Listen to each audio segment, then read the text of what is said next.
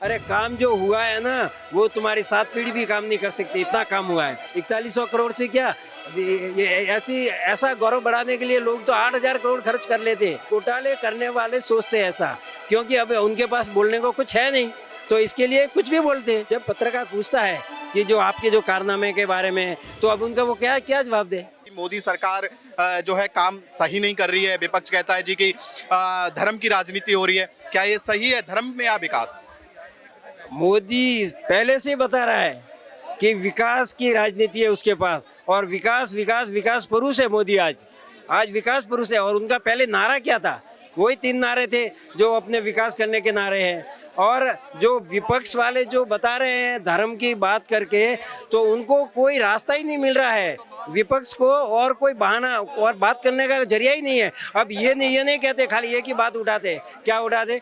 महंगाई बढ़ गई और कुछ काम नहीं हुआ। अरे काम जो हुआ है ना, वो तुम्हारी 7 पीढ़ी भी काम नहीं कर सकती, इतना काम हुआ है। कहते 4100 करोड़ G20 में फूंक दिए सरकार ने। अब उसका हिसाब तो आया नहीं बाहर कि 4100 करोड़ है या 400 करोड़ है। मगर अगर 400 करोड़ भी, अगर 4100 करोड़ भी खर्च किए हैं तो गम नहीं है, पब्लिक का पैसा है। और पब्लिक चाहती है कि ऐसा हो। आज हमारा विश्व में हमारा गौरव बढ़ा है। 4100 करोड़ से क्या, ये ऐसा गौरव बढ़ाने के लिए लोग तो 8000 करोड़ खर्च कर लेते। तो ये तो 4100 करोड़ है, और 4100 करोड़ भी खर्च नहीं हुआ है, ये मैं एक्सेप्ट नहीं कर रहा हूँ। इसका हिसाब बाहर नहीं आया है। मगर इन्होंने जो भी काम किया है, जहाँ भी खर्च करना था, वो पूरा बैलेंस करके खर्च किया है। मोदी ऐसे ही पैसे नहीं उड़ाती, क्योंकि उसको तो खाने तो है नहीं किसी को, कि बीच में खाने वाले बिचौलिए तो है नहीं। पहले जो काम होता था, अब जैसे वो गेम में, जो ओलंपिक गेम में हुआ था घोटाला, तो उसमें जो लाइटें लगाई थी दिल्ली में, एक लाइट, वो लाइट तो किसकी 600 की थी, और वो लाइट कितने में लगाई थी? 15,000 में।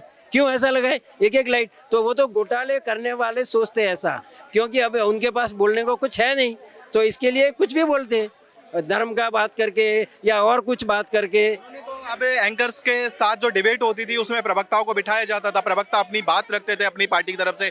विपक्ष अगर सवाल देता था तो सरकार के जो प्रवक्ता होते थे, बीजेपी के जो भी होता था, वो उसका जवाब देता था। अब तो प्रवक्ता भी नहीं बैठेंगे, तो उसके लिए प्रवक्ता क्यों नहीं? बीजेपी की तो बैठेंगे, प्रवक्ता क्यों नहीं बैठेंगे? विपक्ष के बंद हो गए हैं। विपक्ष इंडिया गठबंधन मना कर चुका है।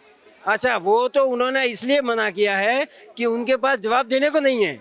अब पत्रकार जो सवाल पूछते हैं उसका जवाब भी होना चाहिए ना। जब उनके पास जवाब ही नहीं है तो वो बैठ के क्या करेंगे? अगर वो जवाब देते हैं तो उनकी पूरी पार्टी की नीयत खराब के बारे में दिखता है। तो क्या ये जो रोका गया है 10 एंकर्स के साथ डिबेट में, ये क्या गलत है? बिल्कुल कांग्रेस की तरफ से ये गलत है। ऐसा पत्रकारों के ऊपर कोई रोक लगा सकता है क्या? नहीं लगानी चाहिए। क्यों लगाए ऐसा रोक लगानी ही नहीं चाहिए, क्योंकि उनके पास जवाब नहीं है। सही बात तो ये है कि जब पत्रकार पूछता है कि जो आपके जो कारनामे के बारे में, तो अब उनका वो क्या क्या जवाब दे।